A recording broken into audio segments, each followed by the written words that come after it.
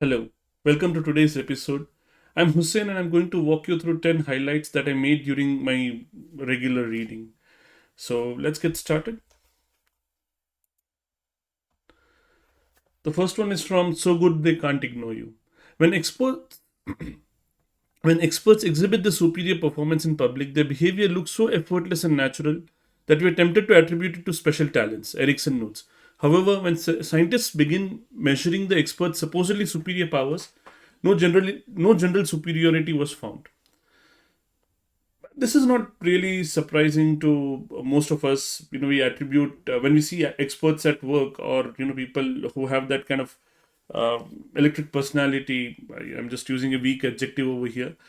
When we see them at work, we feel that, okay, oh, they can do no wrong. There is some kind of magical ability that they possess, uh, something like ability by birth or something like that.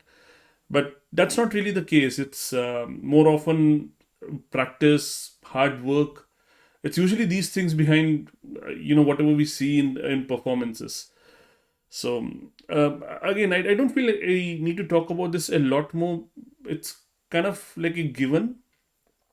It's just re-emphasizing that there are no such superior powers. It's just hard work behind the scenes. Moving ahead. The earned life. Motivation is a strategy, not a tactic. Motive is the reason we act in a certain way. Motivation is the reason we continue acting that way. It's the difference between impulsively going running on a sunny afternoon to release some restless energy and running 6 days a week, month after month, because you want to get fit or lose weight or train for a race. I think the example really highlights what the first part of the highlight is talking about. That motivation is a strategy, not a tactic.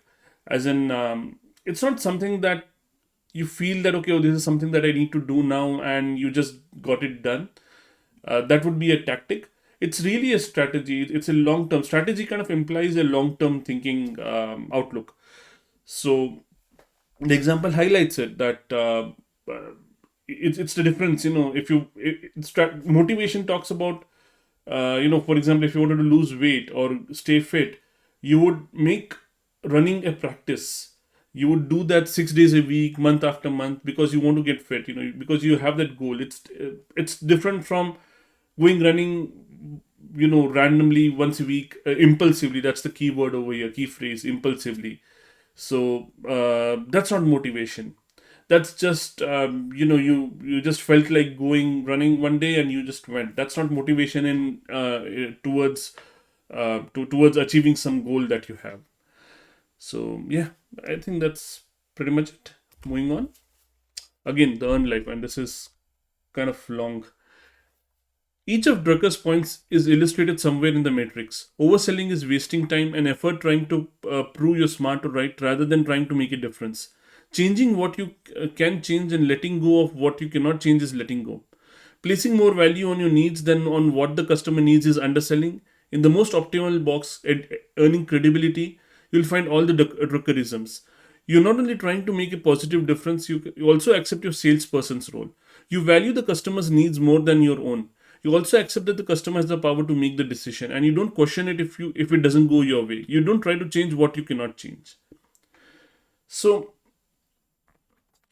the matrix that the author is talking about, it's kind of like a 2 by 2 matrix where you're talking about competence against selling yourself, as in selling, presenting yourself. Selling seems to be like a negative word over here, but it's not really that. It's really portraying your competence in a presenting your competence so that the world can see it. So there is this in the matrix. Of course, it goes from underselling yourself to overselling yourself, and from having no competence to agree to high competence. So of course, there are 4 blocks, and the block that I think that's really the subject of this highlight, earning credibility, is where both of these match up, where you possess high competence and you are selling yourself the like you're presenting your capabilities the right amount. And overselling refers to, when you're uh, presenting your capabilities that don't even exist, like you're low on competence. And the other negative box is underselling, where you possess high competence but you're not presenting that really, and the world doesn't really know that, okay, that you have that competence, and that affects your credibility. It maybe doesn't affect your own sense of purpose that you derive from your work. Maybe it doesn't really touch that, but what it does touch is the credibility. And this chapter is about earning credibility. The role credibility plays in achieving an earned life. So again, the four quadrants, low competency but high on the selling, that's overselling, or the flip side where competence is high but you're not presenting yourself the appropriate amount, that's underselling. And letting go is when don't have either of them. Your competence may be low on the subject and you're not really talking about it, so that's letting go. So that's okay, right? And that's just the area that where you don't have competence anyway, where you're not really trying to focus. But earning credibility, the most optimal box, that's where you're making a positive difference. Let's move on. I think I've spent enough time on this. The book, of course, has the metrics and diagram, and maybe if I'm doing a video about the book, I'll probably show it in that. But yeah, for now, let's move on. To kill it with fire, it's important to understand that we advance in cycles, because that's the only way we learn how to avoid unnecessary rewrites and partial migrations. Changing technology should be about real value and trade-offs, not faulty assumptions that newer is by default more advanced. Uh, this came up in a previous video as well. Not this exact same highlight, but the topic, and it talks about how technology, or really anything, it advances in cycles. So the example the book gave, one of the example, it gives many examples. One of them is how cloud computing is just a modern take on time sharing systems that used to exist a long time before. And there was a time, when computing got cheaper, that time sharing became like, okay, no, who does time sharing anymore? But we got back to the same concept now with cloud computing. So uh, I won't go too deep into it, because, like I said, a previous video does this anyway.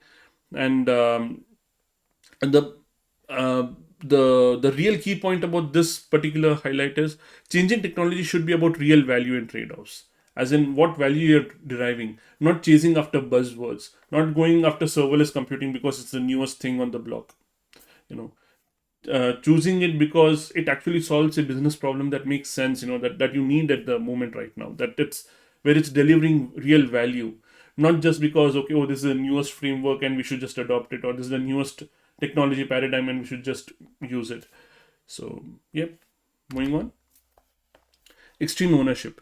No matter how obvious his or her failing or how valid the criticism, a tortured genius in this sense accepts zero responsibility for mistakes, makes excuses, and blames everyone else for their failings and those of their team. In their mind, the rest of the world just can't see or appreciate the genius in what they are doing. An individual with a tortured genius mindset can have catastrophic impact on a team's performance. I think the highlight really describes the notion of tortured genius anyway. The person uh, that that's very high on competence. They may be really good at what they do, but they feel tortured because of it. As in, why can't everybody else just see that, okay, this is the best way to do the particular thing? The feeling that I know best in this particular situation, and you should follow whatever I say in this case.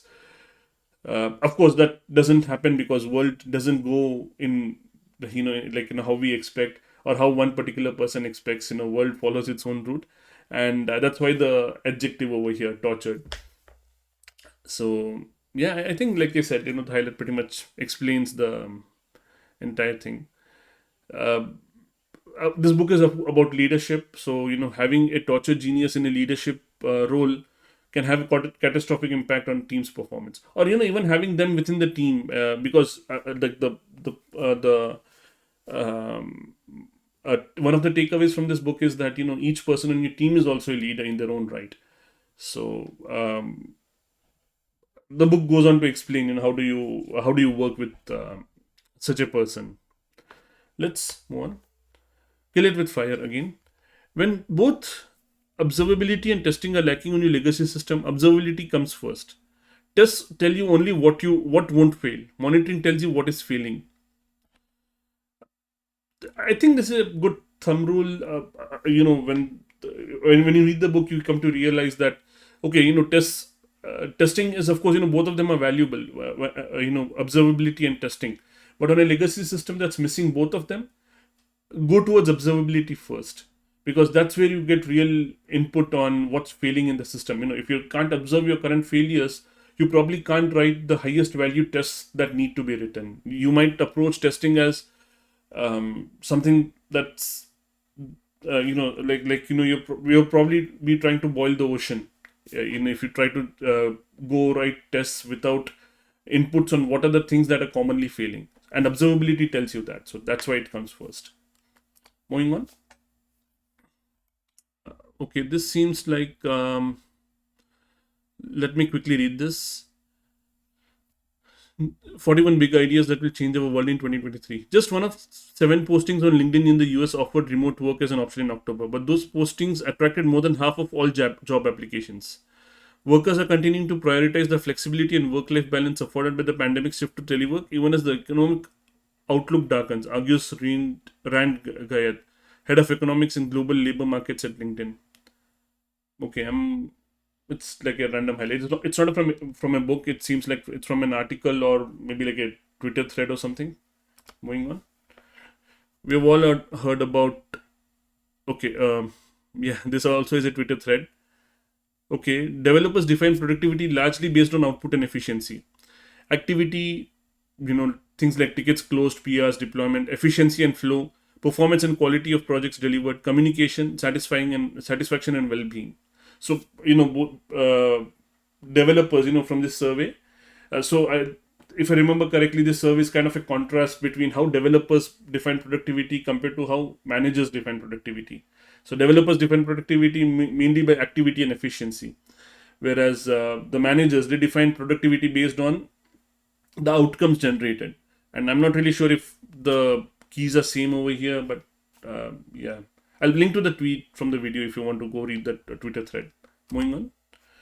Working backwards. The reason writing a good 4-page memo is harder than writing a 20-page PowerPoint is because the narrative structure of a good memo forces better thought and better understanding of what's more important than what and how things are related. PowerPoint style presentations somehow give permission to gloss over ideas, flatten out any sense of relative importance, and ignore the interconnectedness of ideas. So the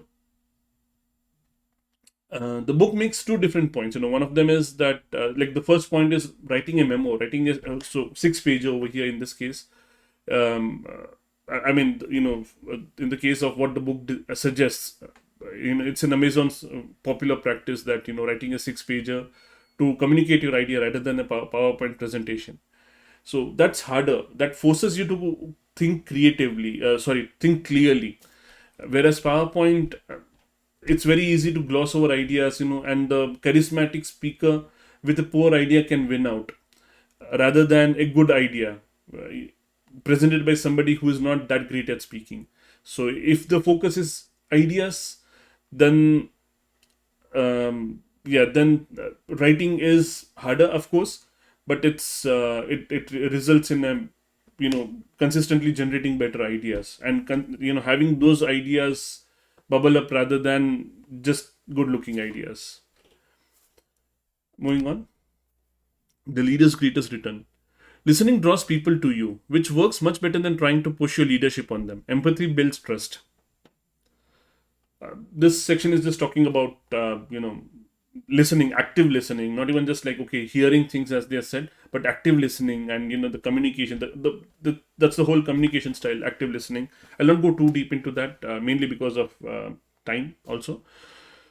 So yeah, that also draws people to you. It's just how people work. People are interested in you when you are interested in them. So listening is one of the ways you communicate that you are interested in them. Again, active listening, not just hearing them out. So and that works much better than pushing your leadership on them. That really doesn't work anymore anyway, right? So empathy builds trust. This is just kind of like a summary of the chapter. That's why it's kind of it's a little weird to read in itself. But with that said, I think I'm done with the highlights for the day, all the 10 highlights. And yeah, it's little longer than usual, but I think we had a lot of discussion on the matrix and trying to visualize that. So anyway, that's done for the day, and have a good Monday, have a good beginning of the week. Thank you for watching. Bye.